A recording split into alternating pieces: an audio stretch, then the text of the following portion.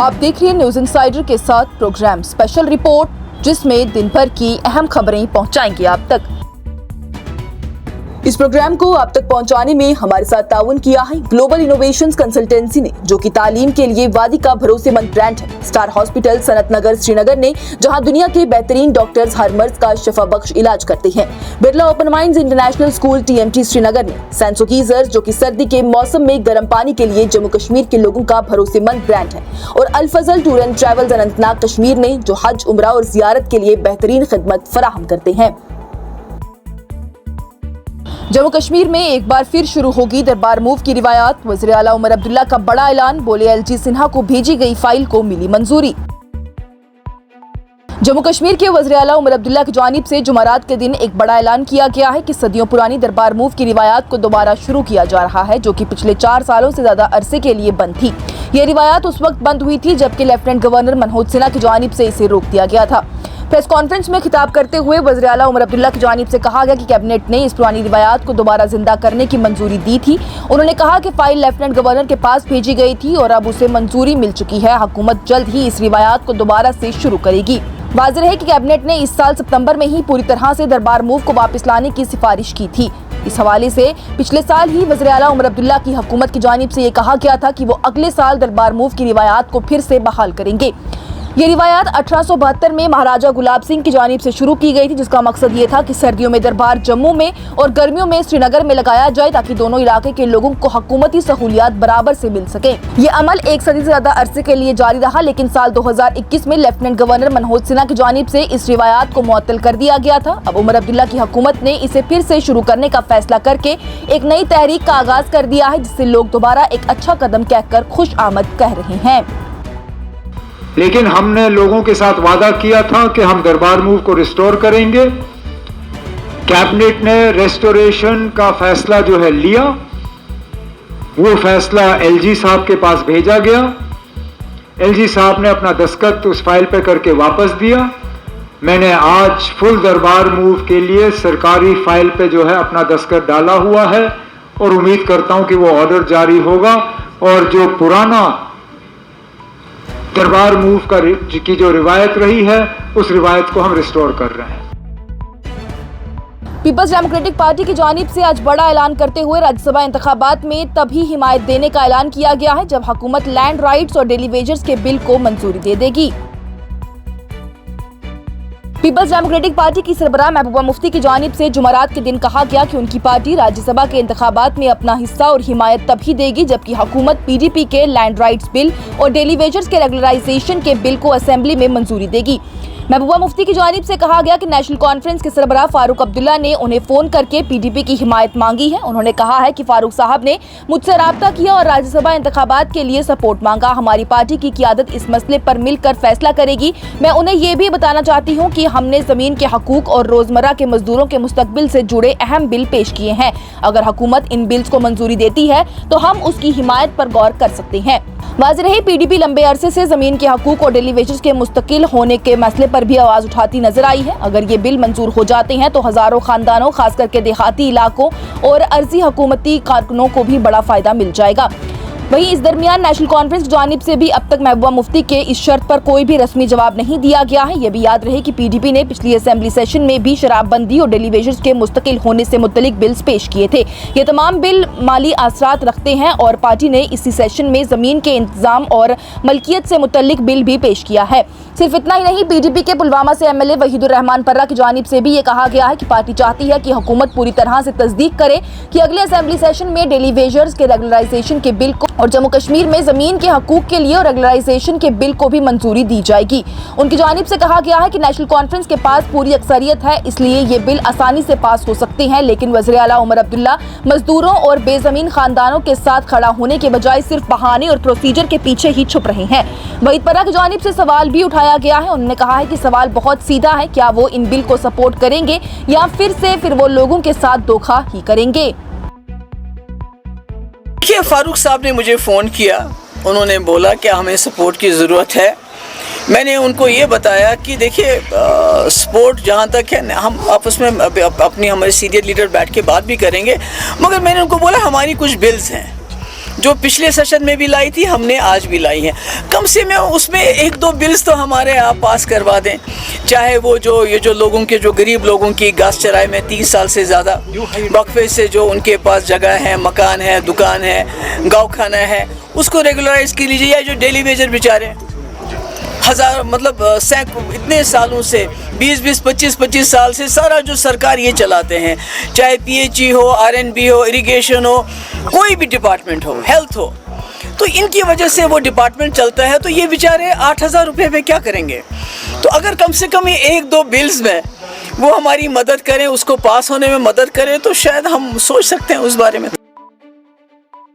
काश आप लोगों ने LG सिन्हा से भी पूछा होता कि उन्होंने 6 साल में आखिर किया क्या है। नायब वज़ीर आला सुरेंद्र चौधरी की जानिब से उमर अब्दुल्ला हुकूमत के 1 साल मुकम्मल होने के सवाल पर जवाब देते हुए कहा, उमर अब्दुल्ला की हुकूमत के 1 साल मुकम्मल होने पर जम्मू कश्मीर के नायब वज़ीर आला सुरेंद्र चौधरी की जानिब से कहा गया कि लोगों ने हमें 5 साल का इख्तियार दिया है और अगले इंतखाबात से पहले हम अपने हाथ में एक तरफ मैनिफेस्टो और दूसरी तरफ अपने कामों का सबूत लेकर आ जाएंगे। मीडिया से बात करते हुए सुरेंद्र चौधरी की जानिब से कहा गया कि लोगों ने हमें 5 साल का मैंडेट दिया, 5 साल के बाद पूरी कैबिनेट मिलकर बताएगी कि हमने आखिर हासिल क्या किया है। उन्होंने कहा कि एक हाथ में हम अपना मैनिफेस्टो रखेंगे और दूसरे हाथ में वो सबूत जो कि हमने जमीन पर काम करके दिखाए हैं। हम उन तमाम कामों की लिस्ट भी पेश करेंगे जो कि हमने मुकम्मल किए हैं और उन अधूरे कामों की भी जो कि BJP, PDP और LG इंतजामिया अपने पीछे छोड़ गए थे।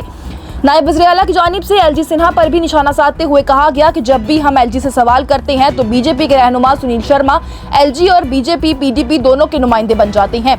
उन्होंने तंज करते हुए कहा कि एक दिन सुनील शर्मा बयान देता है, दूसरे दिन महबूबा मुफ्ती भी वही बयान देती है और तीसरे दिन सुजात लोन भी उसी बयान को दोहरा देते हैं और चौथे दिन कोई और लीडर वही अल्फाज दोहरा देता है। ये सभी लोग उस वक्त एक साथ थे जब जम्मू कश्मीर को रियासती हैसियत से गिराकर यूनियन टेरिटरी बना दिया गया था। उस वक्त ये सब एक थे और आज अलग अलग बनकर एक्टिंग कर रही हैं। उनकी जानिब से मीडिया के नुमाइंदों से भी ये कहा गया कि काश आप लोगों ने LG सिन्हा से भी ये सवाल किया होता कि आखिर आपने पिछले 6 सालों में किया क्या है।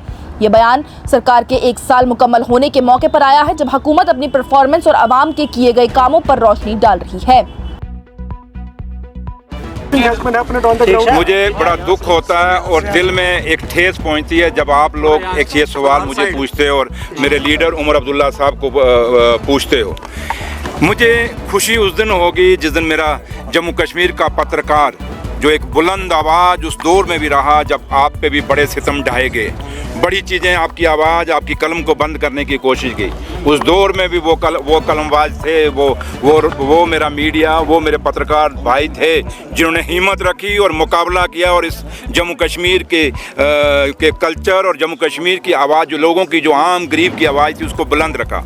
और आज जब मुझे आप 10 महीने का, जब 1 साल का आप मुझे यहाँ हिसाब मांग रहे हैं, काश ये सवाल जब LG साहब किसी फंक्शन में आते हैं आप उनसे पूछते कि जनाब 6 साल में आप अपना एक वाइट पेपर बता दीजिए क्या किया। आप कितनी बार मेरे साथ जाते हैं, कल भी आप मेरे साथ थे। हैदरपुरा में एक कम्युनिटी हॉल था जो 2016 में शुरू हुआ, 5 करोड़ वहाँ पैसा लग गया, वो बिल्डिंग आज तक अधूरी। PDP सरबराह महबूबा मुफ्ती का उमर अब्दुल्ला हुकूमत पर तीखा वार, बोली अवाम के खिलाफ फैसलों को 1 साल की हुकूमत में बनाया गया मामूल।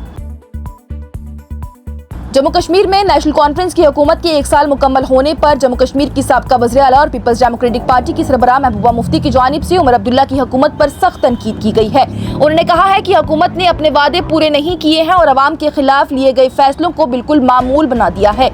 महबूबा मुफ्ती की जानिब से कहा गया कि हुकूमत अहम सियासी मसाइल पर खामोश है जबकि उन्हीं मसाइल पर इंतखाबात के दौरान अवाम से वादे किए गए थे। उनके मुताबिक हुकूमत की ये खामोशी बहुत परेशान कुन है क्योंकि उन मामलात पर अवाम को साफ जवाब मिलना चाहिए। उन्होंने कहा कि इंतखाबात के वक्त तब्दीली और इंसाफ के नारे लगाए गए थे लेकिन असल में अवाम के खिलाफ ही फैसले किए जा रहे हैं और उन्हें आम और कानूनी बना दिया गया है।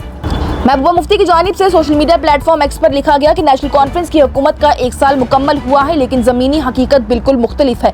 इलेक्शन के दौरान तब्दीली और इंसाफ के बारे में जो बातें की गई थी वो सब ना सिर्फ गायब हो गए बल्कि अवाम के खिलाफ फैसले अब मामूली बात बन गई हैं। उनका ये कहना था कि हुकूमत के इस रवैये ने लोगों में मायूसी पैदा कर दी है क्योंकि उन्हें उम्मीद थी कि नई हुकूमत इंसाफ और बेहतरी लाएगी लेकिन अब तक ऐसा कुछ भी नजर नहीं आया।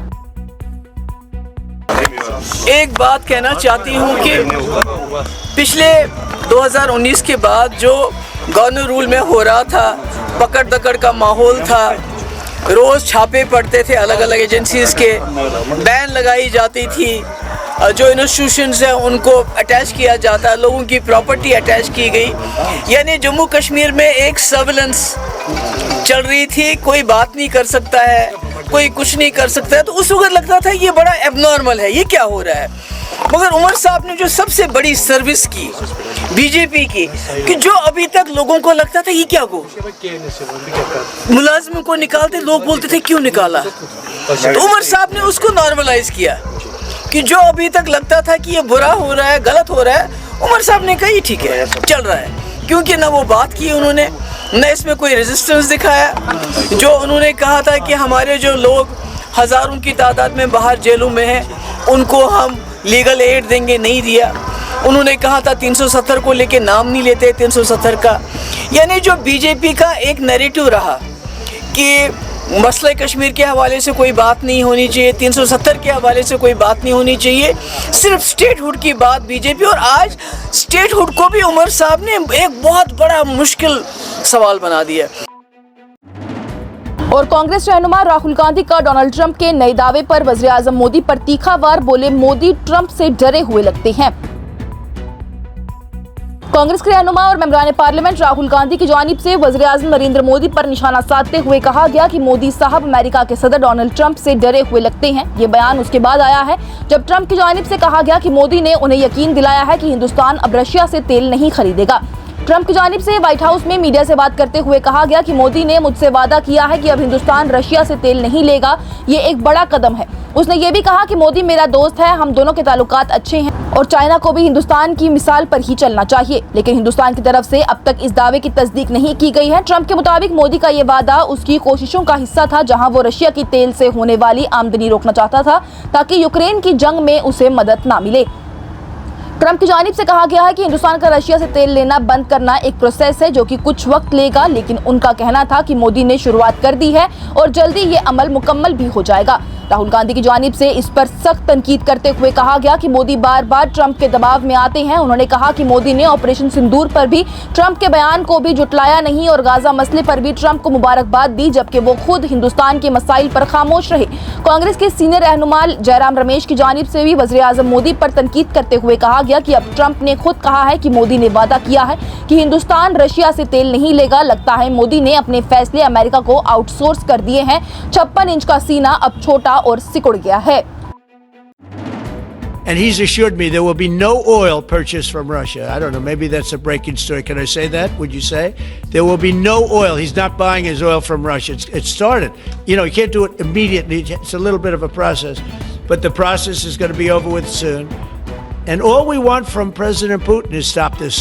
Stop killing Ukrainians and stop killing Russians, because he's killing a lot of Russians. Again, it doesn't make him look good. It's a war that he should have won in 1 week, and he's now going into his 4th year.